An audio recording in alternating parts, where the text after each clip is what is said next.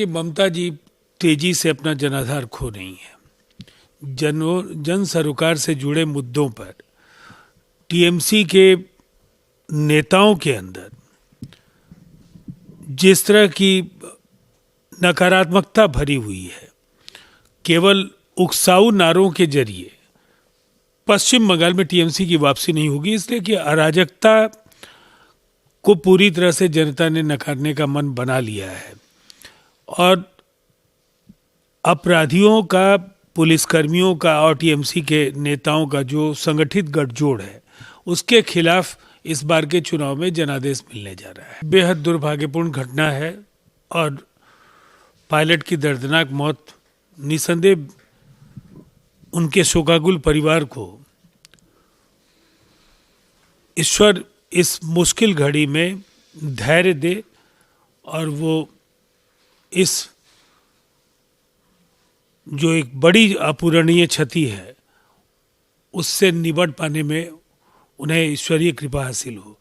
लेकिन हम इतना जरूर कहना चाहेंगे कि तेजस भारतीय वायुसेना का एक महत्वपूर्ण विमान है और भविष्य में ऐसी घटनाओं की पुनरावृत्ति नहीं हो, इसके लिए भी जरूर एहतियाती कदम उठाए जाने चाहिए। अब देखिए, ऑनरेबल कोर्ट का निर्देश है और जरूर राहुल जी से अपेक्षा है कि कोर्ट के निर्देशों का सम्मान करेंगे। देखिए, भगवान श्री राम के करोड़ों श्रद्धालुओं के लिए निसंदेह ये बेहद महत्वपूर्ण अवसर है और यशस्वी प्रधानमंत्री नरेंद्र मोदी जी की उपस्थिति से आयोजन में चार चांद लगेंगे। जो अध्यात्म और संस्कृति के ध्वजवाहक के तौर पर भारत की पहचान है और हमारे आराध्य भगवान श्री राम की महिमा पूरी दुनिया में पहुंचे, ऐसे आयोजनों से ये आसानी से ये बातें लोगों तक पहुंच जाती हैं। देखिए, श्रम कानूनों में जो बदलाव है वो समय की मांग है और एक संतुलनकारी चेष्टाएं भी हैं कि ये कहीं ना कहीं जो औद्योगिकरण की ओर तेजी से देश बढ़ रहा है उसमें प्रबंधन और श्रमिकों के बीच का जो संबंध है वो बेहद अहम है और इनमें संतुलन साधा जाना समय की मांग है। इससे पारदर्शिता बढ़ेगी और कार्य क्षमता भी श्रमिकों का बढ़ेगा। निसंदेह ये एक सराहनीय पहल है और इसके दूरगामी नतीजे भी होंगे। देखिए, कांग्रेस के 6 दशकों का जो शासनकाल है, इस देश में कोई मौलिक बदलाव की ईमानदार कोशिश उनकी ओर से नहीं हुई। परिवारवाद की जड़ों को जमीनी तौर पर पुख्ता करना और भ्रष्टाचार को जो संस्थागत स्वरूप कांग्रेस ने दिया, उसकी वजह से कई महत्वपूर्ण फैसले वो ले ही नहीं पाए। बिल्कुल करना चाहिए। अनावश्यक टकराव राज्य और केंद्र के बीच राज्य की जनता का हित होता है। देखिए, ये पूरी एक विस्तारित प्रक्रिया है और जो स्टेक होल्डर्स हैं सबसे बातचीत करने के बाद ही ऐसे फैसले लिए जाते हैं। देखिए, बंगाल में बाबरी मस्जिद बनाने की ये घोषणा न्याय संगत नहीं है। खास तौर से बंगाल में इतनी बड़ी घोषणा बिना ममता बनर्जी के आदेश के बिना हो नहीं सकती। और एक टीएमसी नेता हुमायूं कबीर का ये कहना जो है, मुर्शिदाबाद में बेलडेंगा पर जो है यह बाबरी मस्जिद का निर्माण होगा, 6 दिसंबर को नींव रखी जाएगी, जिसको 3 साल में बनाने की उनकी घोषणा है। आश्चर्य तो ये होता है कि आप मस्जिद तो बनाइए। विश्व में 60 लाख मस्जिदें हैं और पूरे भारत में 6 लाख से ज़्यादा मस्जिदें हैं। आप मस्जिद बनाइए, सांप्रदायिक सौहार्द की बात है, लेकिन आप बाबरी मस्जिद नहीं, आप बीर अब्दुल हमीद के नाम पर बनाइए और हमारे जो राष्ट्रवादी मुसलमान उनके नाम पर बनाइए, विश्व और लोगों के नाम पर बनाइए, हम लोग कोई आपत्ति नहीं है। लेकिन आप जो आक्रांता है भारत का, हमारे मर्यादा पुरुषोत्तम श्री राम के मंदिर को ध्वंस करने वाला जो बाबर है, उसके नाम से बाबरी मस्जिद बनाना, हम यह जो है वो है, हम हिंदू समाज के लोग इसका विरोध करते हैं। और खासतौर से ममता बनर्जी उस समय जब मर्यादा पुरुषोत्तम श्री राम का भव्य मंदिर बना हुआ है, 25 तारीख को माननीय जो है मोदी जी ध्वज फहराने जा रहे, उस ऐसे समय में घोषणा करना कि 6 दिसंबर को बाबरी मस्जिद का नींव रखा जाएगा, हमें उचित नहीं लगता। यह एक परिपक्व राजनीति का ये मापदंड नहीं है। हम जो है ममता बनर्जी से कहना चाहते हैं आप राजनीति करें, लेकिन सांप्रदायिक सद्भाव के विद्वेष पर ऐसा कोई बयान न दे, या अपने मंत्रियों को रोकें कि ऐसा कोई बयान न दे। बिल्कुल बिल्कुल यह चुनाव का ही रणनीति, ताकि मुस्लिम वोट का पोलराइज करने का एक षड्यंत्र हमको प्रतीत होता है। लेकिन यह जो रणनीति है, यह क्या देश के लिए अच्छा है?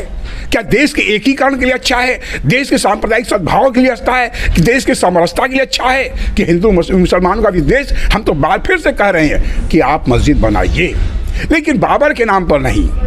लेकिन आप बाबर के नाम पर बना करके हिंदुओं की भावनाओं को आघात करना, उनके गौरवमयी शानदार संस्कृति विरासत का प्रकटीकरण जो मर्यादा पुरुषोत्तम श्री राम है, उन पर उनके भावना आघात करना हिंदुओं पर, यह उचित शोभा नहीं देता। मस्जिद बन रहा है, इसमें कोई बुराई नहीं है, बनना चाहिए। लेकिन मेरी ये नहीं समझ में आ रहा है कि ममता बनर्जी सरकार दिखाना क्या चाहती है, क्या दिखाना चाहती है? अरे बनवाना ही है तो लुटेरे के नाम पे क्यों? बाबर जो था लुटेरा ही तो था, औरंगजेब लुटेरा ही तो था, उनके नाम पे क्यों? अरे बनवाना ही है, बनवाए मस्जिद, इसमें कोई बुराई नहीं है, अच्छी बात है, बनना चाहिए। लेकिन उसको जो है कि बाबर के नाम से बनाया जा रहा है, इसका मुझे विरोध है।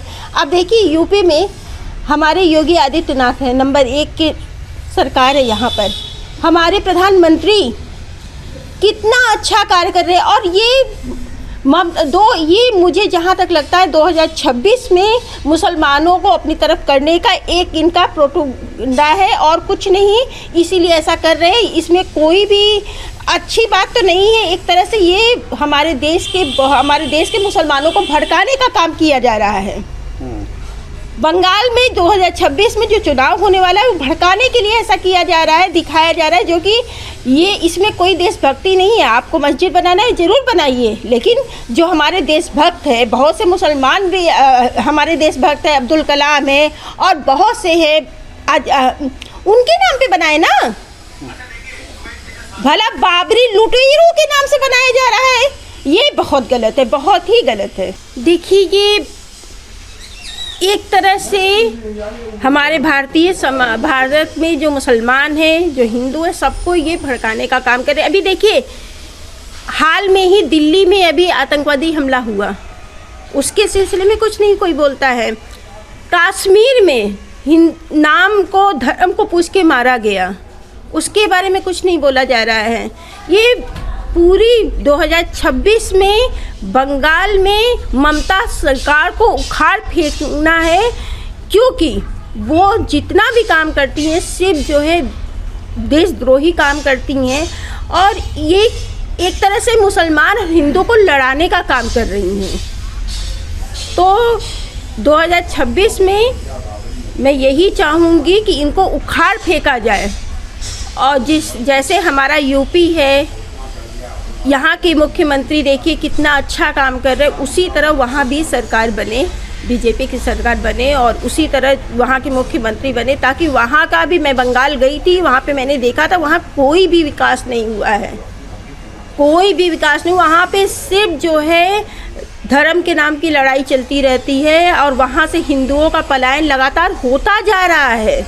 तो ये सब रुके। मैं इसीलिए चाहूँगी कि 2026 में जो चुनाव होगा उसमें जो है कि बम्पर, जिस तरह हमारे मुख्यमंत्री है योगी आदित्यनाथ, उसी तरह वहाँ भी कोई मुख्यमंत्री बने, ताकि वहाँ का भी विकास हो सके। जैसे कि अभी बिहार में ही नीतीश सरकार बनी है, उन्होंने विकास बहुत बिहार का किया है, उसी तरह बंगाल का भी हो, ना कि इसमें धर्म की लड़ाई हो वहाँ पर। देखिए कोई मस्जिद बना रहा, तो मस्जिद बनाने में कौन सा एक ऐसा ये विषय आ गया है? मस्जिदें, मंदिर, गुरुद्वारे, चर्च बनते रहते, विवादित क्या है इसको विवाद का मुद्दा क्यों बनाया जा रहा है? इसको संवाद का मुद्दा बनाइए। हर धर्म को अपनी मस्जिदें बनाने का अख्तियार है, वो हर धर्म को अपने मंदिर बनाने का अख्तियार है, वो भी अपना मंदिर, मस्जिद, गुरुद्वारा, चर्च कोई बना ले।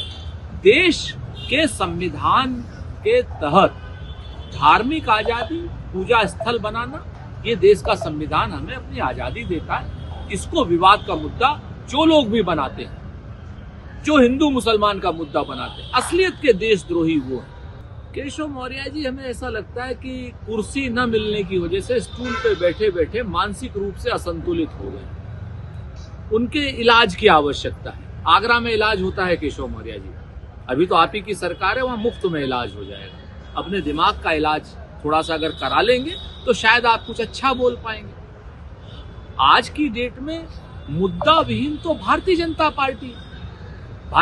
पार्टी के पास सत्ता है और सत्ताधारी दल बेरोजगारों को रोजगार देने की बात छोड़ करके राहुल गांधी जी के पीछे पड़े हुए, महिलाओं को सुरक्षा देने की बात छोड़ करके राहुल गांधी जी के मुद्दे तलाश रहे। राहुल गांधी जी के मुद्दे तलाशने के लिए हम लोग काफी हैं। आप लोग एनसीआरबी का एक बार डाटा देख करके बताइए ना कि उत्तर प्रदेश में दलित को पेशाब क्यों पिलाया जा रहा है।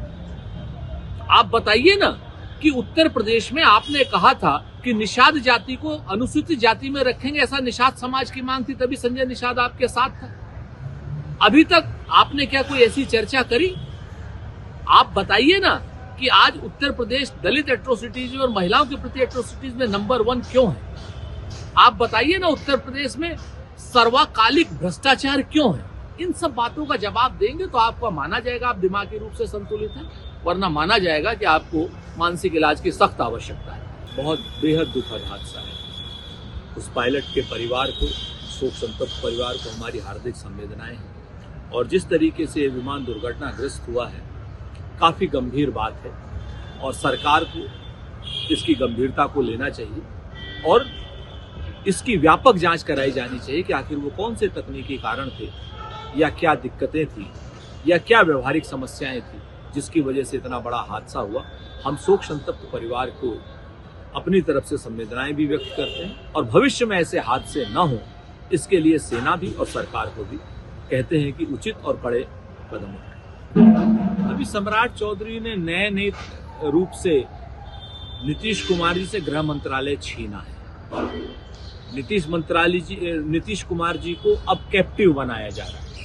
भारतीय जनता पार्टी के लोग इस वक्त नीतीश कुमार की पार्टी को, नीतीश कुमार की सरकार को, नीतीश कुमार के लोगों को कहीं ना कहीं अपने प्रभाव में ले रहे हैं, ताकत से प्रभाव में ले रहे हैं। जिस तरीके से मंत्रिमंडल में भारतीय जनता पार्टी का प्रादुर्भाव है, सारे के सारे काम करने वाले मंत्रालय भारतीय जनता पार्टी ने अपने पास रख लिए हैं, चाहे वो गृह हो, चाहे वो स्वास्थ्य हो, चाहे वो उद्योग हो, सारे के सारे भारतीय जनता पार्टी के पास है। उससे तो ये स्पष्ट हो रहा है कि भारतीय जनता पार्टी नीतीश कुमार को और नीतीश कुमार की पार्टी को कहीं ना कहीं खा जाना चाहती है। इस समय सम्राट चौधरी नीतीश कुमार के सबसे बड़े कहीं ना कहीं उनके विचार के या उनके आचार के या उनकी सरकार के अपहरणकर्ता तो नहीं साबित हो रहे हैं। इस बात का जवाब भारतीय जनता पार्टी को देना होगा। अपहरण से मेरा मतलब उनके विचारों का है। नीचे की अदालतों में भारतीय जनता पार्टी के कार्यकर्ता सिर्फ मीडिया में आने के लिए इस तरीके की जाहिलाना बेवकूफ़ी भरी चीज़ों को अदालत में डालते हैं और अदालत का समय खराब करते हैं। ऐसे लोगों के ऊपर बहुत ज़्यादा टीका टिप्पणी करना उचित नहीं है। श्री राहुल गांधी जी ने कभी भगवान श्री राम को काल्पनिक नहीं कहा, ना कांग्रेस ने कभी भगवान श्री राम को काल्पनिक कहा, बल्कि काल्पनिक तो भारतीय जनता पार्टी की अटल बिहारी की सरकार ने कहा, जिसने राम सेतु को तोड़ने के लिए 500 करोड़ रुपए दिए। और काल्पनिक जो है भारतीय जनता पार्टी की, शायद नरेंद्र मोदी की सरकार ने भी सुप्रीम कोर्ट में राम सेतु को तोड़ने के लिए वही हलफनामा दिया। तो काल्पनिक जो कहने वाले लोग हैं, धर्म के नाम पर धंधा करने वाले जो लोग हैं, धर्म के नाम पर जो चंदा चोरी करने वाले, भगवान श्री राम के धर्म के नाम पर, मंदिर के नाम पर जो चंदा चोरी करने वाले लोग हैं, वो हमारे ऊपर आरोप न लगाए। हमें संविधान पर पूरा भरोसा है, संविधान न्याय करेगा, ऐसी हमारी पूर्ण प्रत्याशा। प्रधानमंत्री जी को जवाब देना चाहिए कि जब धर्म का ध्वज, मंदिर का ध्वज लगा ही नहीं था तो अपूर्ण मंदिर की प्राण प्रतिष्ठा क्यों? ये आज की डेट में मेरा सारी भारतीय जनता पार्टी से, विश्व हिंदू परिषद से और इनके सारे के सारे अनुसांगिक संगठनों से जब सवाल है कि अधूरे मंदिर की प्राण प्रतिष्ठा की तो की क्यों? क्या नरेंद्र मोदी जी की मार्केटिंग करनी थी? क्या भारतीय जनता पार्टी की मार्केटिंग करनी थी? या भगवान श्री राम को वोटों के लिए व्यावसायिक रूप से इस्तेमाल करना था या चंदे की चोरी करनी थी? क्यों उन्होंने अधूरे मंदिर की प्राण प्रतिष्ठा की जब धर्म ध्वज लगा ही नहीं था?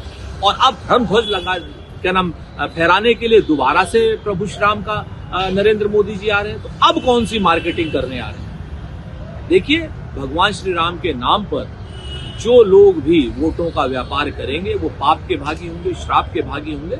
और भाजपा को इसका तो जवाब देना ही पड़ेगा कि अधूरे मंदिर की प्राण प्रतिष्ठा करी तो करी क्यों, और अधूरे मंदिर की प्राण प्रतिष्ठा करते समय शंकराचार्यों को, इनके समर्थकों ने गालियां क्यों दी थी जब शंकराचार्य यही क्वेश्चन उठा रहे हैं।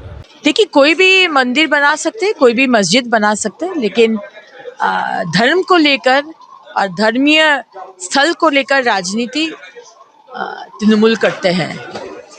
आज 6 तारीख जब बाबरी मस्जिद का ये किया गया था, डेमोलिश किया गया था, उसी दिन आज मुसलमान सेंटिमेंट को इंस्टिगेट करके आज